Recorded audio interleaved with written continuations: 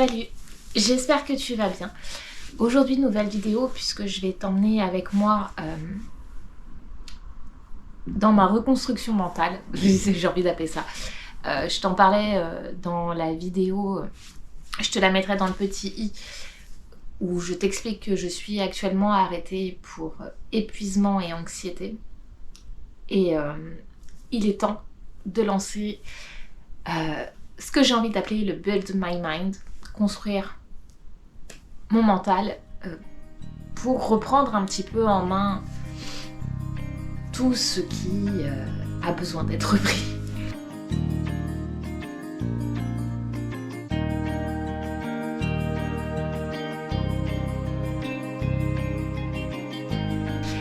J'ai fait une petite liste des choses sur lesquelles je vais devoir travailler. Donc je suis arrêtée pour épuisement et anxiété. Donc je vais devoir travailler sur ces deux points. Au niveau de l'épuisement, c'est dans tous les cas un des symptômes des crises d'anxiété. Je ne suis pas considérée comme ayant un trouble de l'anxiété généralisée. Je suis juste en pleine crise d'anxiété avec une altération de mon état général. Mais ça, je te l'ai dit dans la précédente vidéo. Donc, entre guillemets, j'ai craqué à temps. À temps avant de devoir avoir un réel suivi beaucoup plus approfondi. Je suis médicamentée, j'ai une béquille chimique comme j'aime le dire pour me sentir un peu mieux et moins angoissée. Donc on va partir sur ces petites choses, ces outils que je connais pourtant très bien qui vont m'aider à reprendre le dessus et j'ai à peu près 15 jours pour tenter de reprendre en main tout ça. Au niveau de l'épuisement, puisque ça va être le plus simple, il va falloir que je travaille sur de l'activité physique. Même si c'est juste marcher, faire un peu de yoga, des étirements, il faut que je mette mon corps en action. J'essaierai de te mettre les bénéfices du sport sur l'anxiété, l'angoisse et sur l'état physique. Ça y joue pour beaucoup, hein. Il y a une libération d'hormones, il y a énormément de choses. Il faut que je reprenne mon alimentation en main. J'avoue, ces derniers temps, on s'est fait plaisir niveau fast-food. Donc, pas ouf. Et j'ai en plus acheté 2 livres qui doivent être quelque part à côté. Il y en a un que j'ai lu qui est Drinks to Glow de Chaudron Pastel à propos des super boissons. Et un autre c'est... Et je vais pas le retrouver. Ah si. Hop là.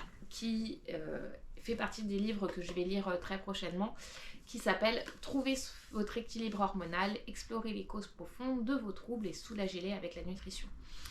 C'est un livre principalement dédié, qui est dédié pour les femmes ayant des troubles hormonaux. Et donc on va parler, elle parle d'endométriose, de chute de cheveux, du SPM, des SPOC, des problèmes de fertilité. Et j'y vois le côté régulation hormonale, donc régulation du cortisol, œstrogène, progestérone, testostérone. J'y vois vraiment ce côté rééquilibrage alimentaire et rééquilibrage des troubles hormonaux. Je fais partie des personnes, de ces femmes qui ont souvent des troubles hormonaux, donc il est sur la liste des livres que je dois lire. Et bien sûr, qui dit épuisement, dit maux de tête, et l'un des trucs qui marche le mieux quand on a très mal à la tête et qu'on est fatigué, c'est l'hydratation. Je fais partie des gens qui doivent se battre pour boire plus. Donc clairement, je vais reprendre ma très très grosse gourde. Je suis à la maison, donc il y a beaucoup moins de soucis. Et je vais reprendre les 2 litres d'eau par jour. Ça, c'est vraiment pour la partie plus physique, épuisement. J'ai le cerveau qui tourne au ralenti. Merci l'anxiolytique. C'est un peu compliqué. Et après, il va y avoir tout le côté anxiété. Et là, ça va être un travail un peu plus en profondeur. Mais il va falloir que je le fasse, enfin, que je le reprenne. Je vais pas mentir, je suis une fan de journaling, mais depuis 15 jours, j'écris beaucoup moins, malheureusement. J'en étais arrivée à un stade de fatigue où le soir, juste prendre mon crayon et mon stylo, c'était plus possible. J'ai essayé de mettre en place l'écriture inspirée suite à la lecture d'un livre à ce sujet-là. J'en ai fait un réel, je te le mettrai quelque part, ou je te mettrai le lien en barre d'infos. Alors c'est génial, y a beaucoup de choses qui en sont ressorties, mais le côté je vide mon esprit complètement pour me sentir mieux, je l'avais un peu mis de côté.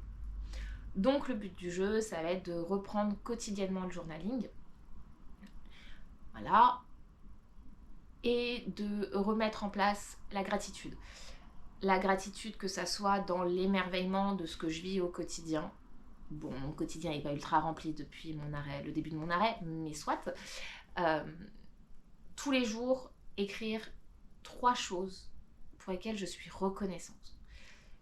Ça peut paraître particulier, mais comme le dit Léna Situation, plus égale plus. Si tu penses positif, tu attires le positif. Et donc, c'est ce qu'on va reprendre au quotidien. Hein. Il va falloir que je m'y mette, clairement. Et reprendre méditation, mais en me basant sur les travaux de Fabrice Midal. Pareil, j'ai lu un de ses livres qui est « Foutez-vous la paix et commencez à vivre ». Ah, Fabrice Midal, c'est un enseignant en méditation. Et son approche de la méditation est beaucoup plus proche de ce que moi j'ai envie de vivre, plutôt que ce qu'on peut voir en général quand on parle de méditation. Je te ferai un point là-dessus au fur et à mesure du processus, puisque comme je te le dis, c'est une vidéo d'introduction. Donc je vais t'emmener avec moi dans tout ce cheminement. Et nous avons les chats qui viennent nous faire des petits coups. Donc nous avons Starbucks par là et Venom est en bas. Donc ouais, je te ferai un point.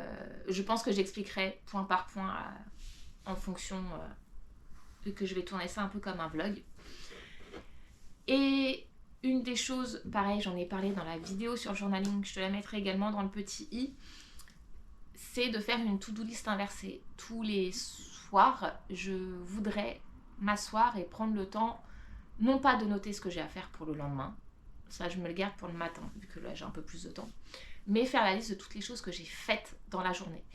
Donc il va falloir vraiment que je crée un énorme moment journaling pour écrire, pour me vider la tête, écrire mes 3 gratitudes par jour et écrire la liste de tout ce que j'ai fait dans la journée. Une sorte de to-do list inversée. Donc c'est l'un des gros objectifs de la semaine. Si je veux le faire, c'est pour me rendre compte de tout ce que je fais. Le premier jour de mon arrêt, donc le vendredi, je me suis sentie hyper coupable en ayant l'impression de n'avoir rien fait. Et je parlais par note vocale interposée avec ma copine Amandine. Et je lui dis ah bah j'ai fait ça. Et en fait, tout naturellement, je lui raconte ce que j'ai fait sur le vendredi. Et donc, je lui faisais la liste de tout ce que j'avais fait sur la journée. Et je me suis rendu compte que j'avais fait énormément de choses. Donc, j'ai culpabilisé de ne rien faire alors que j'avais fait beaucoup. Je pense que c'est la maladie des mamans, ça. En mode ah j'ai pris du temps pour moi, j'ai rien fait. Mais en fait, tu fais énormément de choses au quotidien. C'est pas parce que tu t'accordes 1 heure, 1 heure et demie, 2 heures ou une demi-journée même, juste pour toi, que tu ne fais rien, car déjà tu fais des choses pour toi, c'est important. Et au-delà de ça, l'autre demi-journée, tu as fait quelque chose. Donc ça fait partie des choses les plus importantes. Et reprendre mes exercices de respiration. C'est très drôle, j'entame là très prochainement une formation de sophrologue. Je fais déjà de la sophrologie pour moi ou avec mes enfants. Pourquoi je le fais pas, je l'ai pas repris avant en fait. Et en prenant du recul, je me suis vraiment rendu compte à quel point mes habitudes, le temps que je prends pour moi, je le prenais ce temps. Je prenais ma demi-heure quotidienne. Mais au lieu de continuer mes habitudes, je préférais scroller sur mon téléphone. C'est horrible à dire, mais ce petit appareil peut faire des miracles, vraiment. Mais honnêtement, ça peut te bouleverser le cerveau. Donc j'ai aussi pris la décision, et je le mets loin de moi, J'ai aussi pris la décision de couper les écrans à partir de 21h et d'essayer de ne pas prendre mon téléphone dans la première demi-heure qui suit mon réveil. Le mieux, ça serait 1 heure. Je suis accro à cette petite chose, donc une demi-heure pour commencer, c'est très bien. Je compte également mettre en place un tracker d'habitude pour vérifier les points qui pêchent. Parce que clairement, je me connais, je peux retomber très vite dans mes travers. Et je suis en train de préparer en même temps un petit quelque chose. Je l'ai teasé sur Instagram et cela va me permettre de le faire également pour moi. J'arrête pas de le répéter. Je me forme en fait pour ça et c'est ultra frustrant de voir que on va pas s'en sortir. Si, ça y est? D'accord. C'est bon, tu t'installes? Tu veux t'asseoir sur moi et me mettre tes poils partout? Ma fille. Allez, installe-toi, que je puisse continuer. Allez. Non, mais t'as le droit de t'asseoir ou de t'allonger ou... Ah, le concept, c'est de trouver ma main. D'accord. Oui. Ouh, ma beauté. Et des chats, c'est que du bonheur, c'est comme les enfants. Donc, je te disais, j'arrête pas de le répéter, c'est ultra frustrant en plus pour moi. Je me forme pour être coach. Je me forme pour travailler sur le bien-être, l'épanouissement, le développement personnel. J'ai en ma possession des tonnes d'outils, des milliers d'outils pour contrecarrer ce que je vis et je le fais pas. Enfin, je le fais pas. Je ne le fais plus. Très exactement, c'est pas je ne le fais pas, c'est je ne le fais plus. Et je me rends compte que embarquée dans ma vie professionnelle de salarié, j'en ai oublié de penser à moi. J'ai accordé beaucoup trop d'importance à des situations professionnelles qui n'auraient pas dû avoir cette importance-là. Et pourtant, j'ai toujours dit, mes problèmes personnels, une fois que je passe la porte du travail, restent dehors. Mais que mes problèmes professionnels, une fois que je rentre à la maison, restent dehors. Et en fait, les problèmes perso, il y en a très peu maintenant. Nous sortons d'une période très compliquée. Pas pour nous personnellement, mais notre entourage autour était dans une situation compliquée et forcément, on est émotionnellement investi auprès des gens qu'on aime. Donc, on prenait un peu de ce compliqué avec nous. Mais au-delà de ça, j'ai pris mes problèmes du boulot. Alors certes, ça a un impact sur ma vie perso, puisque mon salaire ne correspond pas du tout à ce que je fais. La direction que prend mon entreprise ne correspond plus à mon métier. Donc c'est des choses qui font très mal, parce que moi, quand j'ai signé dans cette entreprise il y a 10 ans, j'avais un but, une mission, j'avais l'impression d'être utile.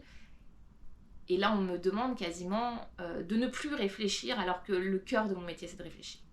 Mais bon. Mais tout ça fait que mes problèmes pro-perso ont fait un énorme nœud. Et là, en fait, j'ai trouvé le fil pour défaire ce nœud. Mais je n'ai qu'un bout et je ne peux pas, en fait, trouver l'autre bout pour essayer de le défaire. Je pourrais faire le choix de prendre ce nœud et de le foutre à la poubelle. Clairement, c'est une option à laquelle j'ai fortement pensé. En tout cas pour le nœud des problèmes pro. Mais ça ne peut pas se faire. Pour des raisons financières, hein, clairement, on va pas se mentir.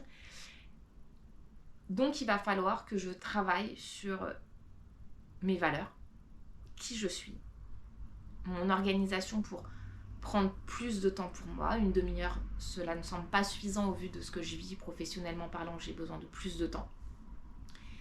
Et accepter de voir que je ne peux pas tout résoudre, de voir que professionnellement parlant, rien ne changera.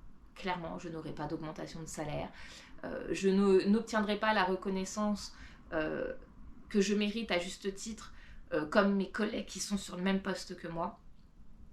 Tout ça, je ne peux pas le résoudre. C'est un nœud que je ne pourrai pas défaire.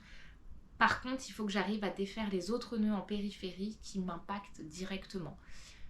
Prendre du recul sur la situation, c'est un fait. C'est important. Et j'ai plein d'outils. Si tu as besoin un jour que je te fasse une vidéo sur comment prendre du recul sur des situations complexes, je peux le faire. Mais là, il va être temps vraiment que je travaille sur moi, sur le temps que je m'accorde, sur la qualité du temps que je m'accorde, et que je fasse abstraction de tout le reste. Donc, si tu as envie, comme moi, de travailler sur toi, si tu as envie de voir comment je procède, je t'invite à continuer à regarder les vidéos qui arrivent prochainement sur la chaîne. Je vais t'amener avec moi dans cette reconstruction mentale. Je vais te montrer ce que je mets en place au quotidien. J'ai déjà commencé à filmer un petit peu. Je vais te partager des lectures, peut-être des exercices de respiration. Je vais te donner les outils que moi j'ai et je vais te montrer comment moi je les mets en place. Abonne-toi si ce n'est pas déjà fait, si tu as envie de voir la suite. Si tu es juste curieux de voir si j'arrive à passer le cap de cet épuisement en 15 jours ou peut-être plus. Je ne sais pas, ça dépendra de ce que pense mon médecin dans 2 semaines. Continue à regarder les vidéos de la chaîne. Si tu as envie d'en apprendre plus sur qui je suis, sur comment je vis, j'ai déjà pas mal de vidéos. Je te dis à bientôt. Prends soin de toi surtout et je sais de quoi je parle. À très vite. Ciao.